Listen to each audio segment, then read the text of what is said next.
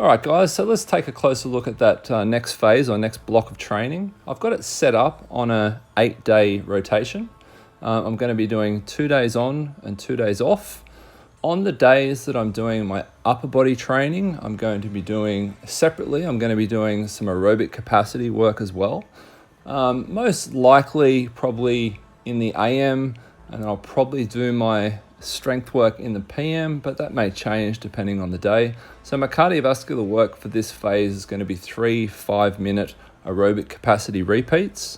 And as far as the strength work goes, I'm going to be doing an upper body pull, an upper body push, 2 leg sessions, 1 quad dominant, 1 hip dominant, with the program at least initially set up to have 2 days of active rest after both leg workouts. I've got a step goal of about 12,500 steps on those active recovery days, but the main focus there will be exactly that, getting lots of recovery in. I've come off giant sets and metabolic work and it's left me feeling pretty fatigued.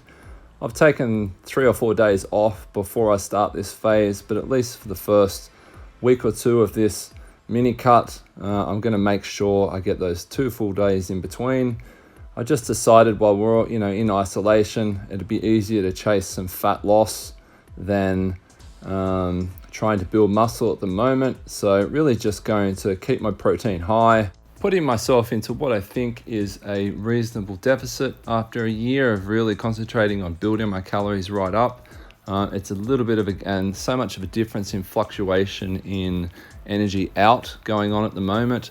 It's a little bit of a guessing game as to what I think a healthy deficit is, but we're gonna go with 6 days at an approximate 500 calorie deficit of 2750, and then on day 7 and 8 I'll return the calories to approximate maintenance, which I've positioned on rest days to really just reboot the system completely. I'm only looking to lose about 3 kilos, but I still want to do it slowly and healthy. I don't want it to be a grind, and I'd definitely like to keep pushing some strength goals. Okay, so once the split is decided, then we then move on to exercise selection, and especially at the moment with limited equipment, I'm putting a big focus on all the stuff I should be doing, all of my imbalances, my weaknesses, where I'm unstable, all that sort of stuff is coming into play here. So I've made a sort of like a bit of a list there below that which we're now going to go through and place into each individual program. So it's upper body 1 first. Up first, I've got a standing banded pullover, which I'll be doing from a fairly low anchor point just to work the back in a horizontal plane and also to get the mind-muscle connection with the lat as optimal as possible. This phase of training, we're just doing standard set station type training. So no jumping from one exercise to the other. So once I've got a good mind-muscle connection in the pullover, we're moving to a assisted, so my feet will be on the floor, neutral grip chin up, which I've got a UI, which is kind of like a TRX there. After that, I'll be going into a banded pull down, which I'll probably do on about a 70-degree angle.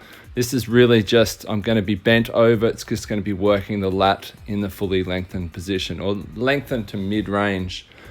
To finish off my pull session, yes, I'm going to be doing triceps. I'm going to be doing a tricep bench press, and then just the old school dumbbell kickbacks just to finish the session off in the short position. If you notice here, my software includes time under tension calculator. This will work out total volume for the session, density of the session. It takes into consideration unilateral and bilateral exercises. It gives me a total time for each workout. It makes it really easy to put programs together for myself and those with time restraints. I find it super helpful. The software has just been a bit of a game changer. So moving on to lower body 1. So up front on lower body 1, we've got some hamstring floor slides. It's really just to get that connection, the mind muscle connection going. The hamstring really stabilizes the knee, so it's a great exercise to do before exercise 2, which is quad squats. I've got quite a good heel raise that I use, and my weightlifting shoes gives me a nice high heel elevation, so it really drives the load into the quads with a vertical torso. I'm umming and ahhing about the leg extension with the bands standing, even though I can feel a good mind muscle connection. It doesn't really feel like there's a hell of a lot of tension there. I'm going to try a thicker band and just play with that one a little bit more. I'll finish the leg session off with a dynamic, what have I got in there? A dynamic side plank, which I'll spend a good 3 minutes going side to side, just alternating, trying to do that with nostril breathing. And just to finish off that session, we've got some alternating leg glute bridges. I'll just be going side to side, decompressing and trying to keep the pelvis as locked in and as stable as possible.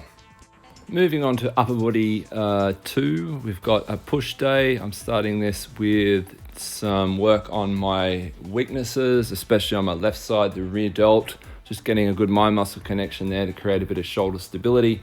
I'm working on my pike push-up as my primary exercise, followed by a standard push-up in a wider position, not super wide, but just wider. Next up, I've got a dumbbell lateral raise. I've done a lot of work over the last couple of months in the shortened position with the lateral raises, so at the top. So with the pause coming out of the top position, that'll allow me to increase load. I'm still trying to get a good squeeze at the top, but just not pausing in this phase. Following that, we move on to some incline bicep curls, which is going to work the bicep in the lengthened position. After that one, I'm finishing it off with some postural work, I guess you'd call it, bent over rhomboid squeezes. Through the first week or two, I'll be doing a couple of minutes there and then extending that to 3, just to really get that sort of a rhomboid, lower trap, middle trap activation as strong and get those shoulders as stable as I can. So lower body 2 is up next. This is hip dominant day. You will notice on my hip dominant day, I do have some quad focused exercises and vice versa on the quad day. So up first, I'm doing box squats. Moving on to some shrimp squats. I ummed and ahed whether or not I wanted that before or after my snatch grip RDLs. I went for the shrimp squat ahead of it, just purely because I find it a much harder exercise and I will not do them well under that much fatigue if I have them in my C series. Finally, I'll be doing glute bridge hold for time. So managing as much weight as I possibly can on my hips and holding that in the first week or two for 120 seconds, really just to build up that hip hinge strength, that mind muscle connection in the glute, and to get the glute into that fully shortened position. You will notice in my programming, I am missing some positions in strength curves. I'm not training any calves. It just kind of is what it is at the moment. I'm happy to just kind of combine a goal of improving strength and trying to maintain muscle mass while I lean down.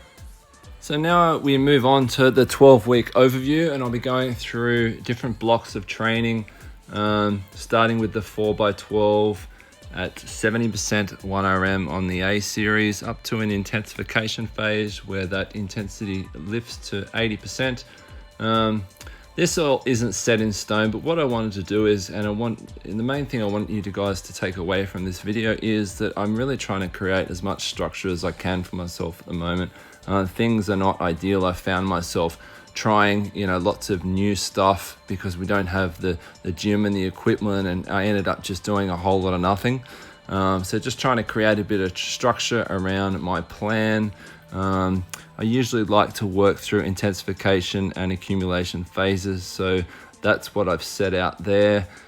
And finally, just my load calculator, which I use to program. It really helps me to keep me on track with the strength that I have and the loads I should be using through different phases.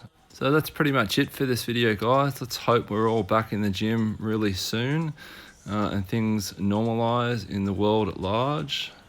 Fingers crossed on that one anyway. All right, guys, give us a holler if you got any questions.